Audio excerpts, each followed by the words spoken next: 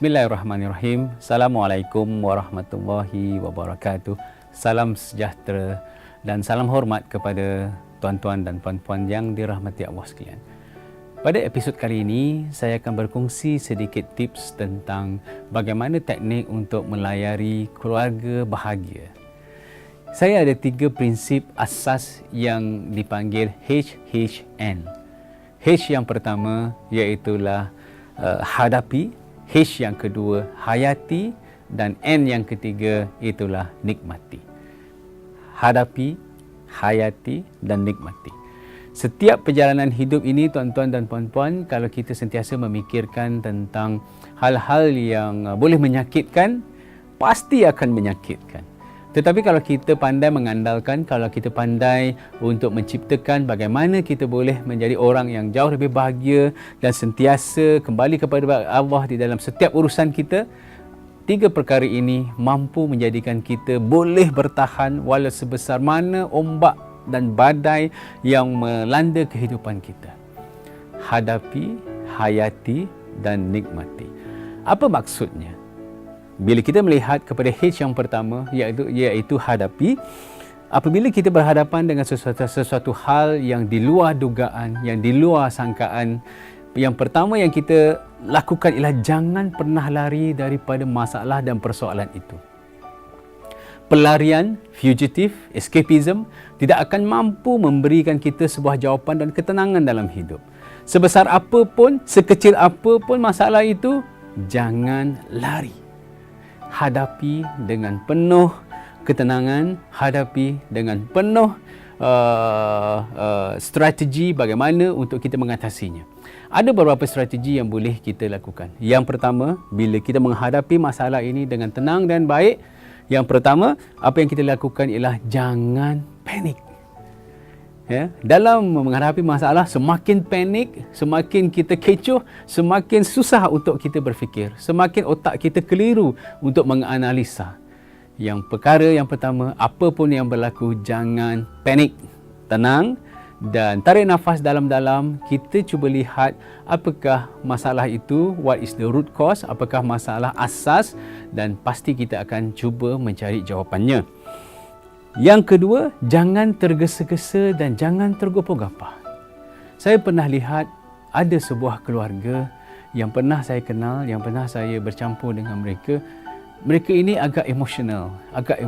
Setiap hal yang berlaku, mereka merespon tanpa berfikir terlebih dahulu. Akhirnya apa yang berlaku? Mereka melakukan hal-hal yang jauh lebih memburukkan suasana.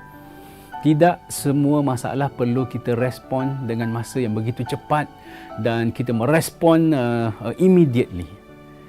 Analisa masalah itu tenang, jangan tergopoh-gapoh. Jangan tergopoh-gapoh.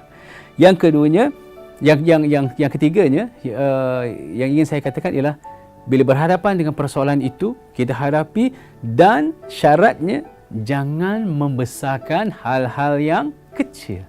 Seperti yang pernah saya katakan dalam episod yang lepas, kita sering membesarkan hal-hal yang kecil dan kita meremehkan hal-hal yang besar.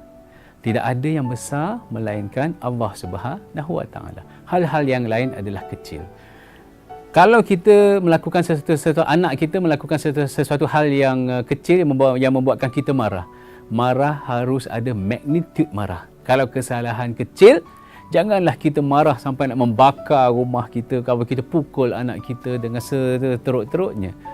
Jangan membesarkan hal-hal yang kecil. Kalau kita besarkan hal-hal yang kecil, kita akan rugi di dalam hidup ini. Dan yang seterusnya, jadilah seperti sebatang lilin yang bernama harapan. Jangan pernah putus kepada sebuah harapan. Itulah teknik bagaimana kita jangan lari daripada masalah, hadapi dengan sebaik yang mungkin. Kemudian, kaedah yang kedua ialah cuba kita hayati masalah yang berlaku dalam hidup ini. Dalam konteks masyarakat Melayu Malaysia, bila kita katakan, hey, hayatilah, orang akan tertawa kepada kita, orang akan menggelakkan kepada kita. Bagaimana mungkin kita nak menghayati sebuah masalah? Pelik bukan? Tetapi ia tidaklah sepelik mana yang kita fikirkan. Bagaimana cara kita untuk menghayatinya? Yang pertama, strategi yang pertama, siap-siap untuk menghadapi segala persoalan. Maksudnya kita siap menghadapi segalanya, sama ada yang mengikut kehendak kita ataupun sesuatu itu tidak akan mengikut kehendak kita.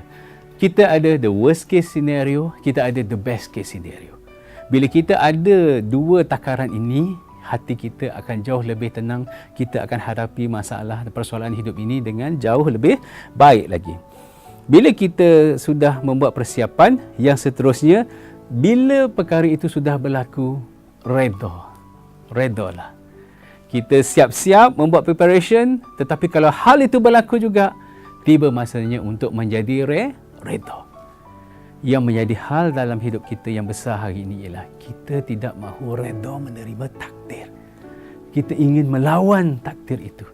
Kita mengurus takdir itu. Kita seolah-olah mengambil tugas Tuhan untuk menentukan hasil yang ingin kita dapatkan. Itu membuatkan hati kita tidak bahagia. Itu membuatkan kita akan menjadi terlalu stres dalam hidup. Seterusnya, bila kita nak menghayati setiap persoalan hidup ini, hal yang kita perlu fikirkan ialah jangan pernah mempersulit diri. Maksudnya, jangan menyusahkan diri kita. Jangan menyusahkan diri kita untuk hal-hal yang kita sendiri tak bersedia. Hanya dengan hal-hal yang kecil yang berlaku dalam sebuah kehidupan rumah tangga, ada pasangan yang membuat keputusan gopoh-gapah, kita berpisah hari ini. Berpisah itu mudah.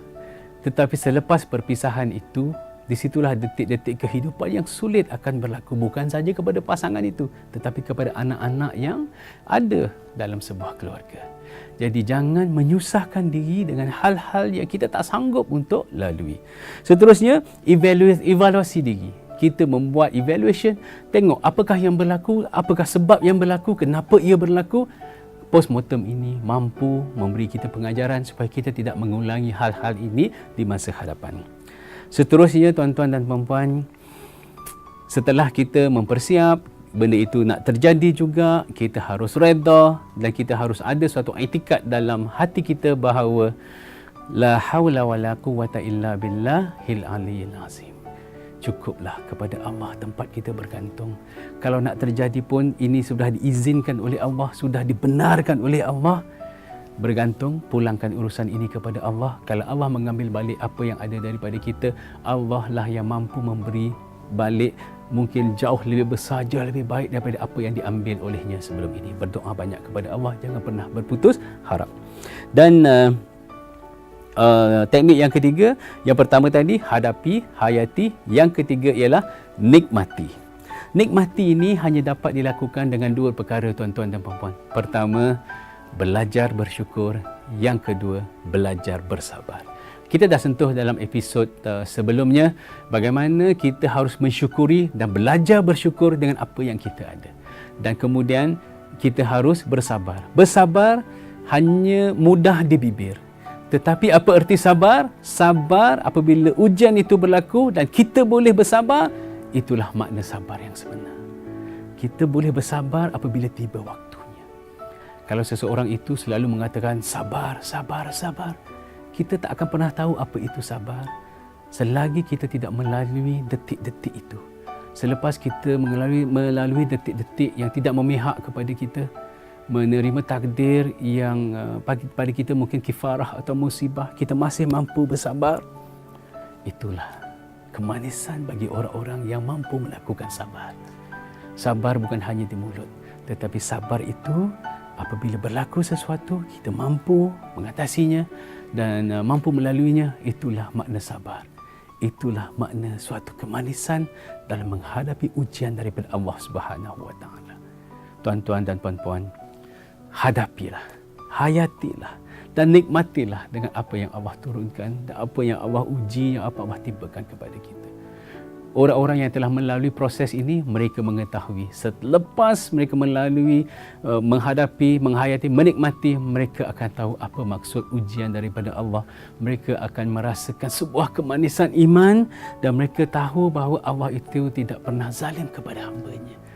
Setiap ujian itu pasti ada hikmah. Setiap cubaan yang menyakitkan itu pasti ada rahmah, pasti ada hikmah. Dan yakinlah Allah tidak pernah keliru dengan doa hamba-Nya. Dan yakinlah di sebalik ujian ini ada dua kemudahan yang Allah siapkan. Jangan pernah prasangka buruk kepada Allah. Yakin Allah sayang kepada kita. Yakin Allah merindui doa daripada kita. Jangan berputus harap. Berdoalah. Yakinlah. InsyaAllah pertolongan Allah pasti akan datang. Tuan-tuan dan puan-puan, semoga anda menjadi insan yang jauh lebih hebat, jauh lebih cemerlang. Anda akan menciptakan sebuah kebahagiaan hari ini, saat ini juga. Selamat berbahagia. Selamat menikmati kehidupan yang indah-indah. Wabillahi taufiq wal hidayah. Wassalamualaikum warahmatullahi wabarakatuh. Layari www.amrnetwork.my/tv untuk berita lanjut.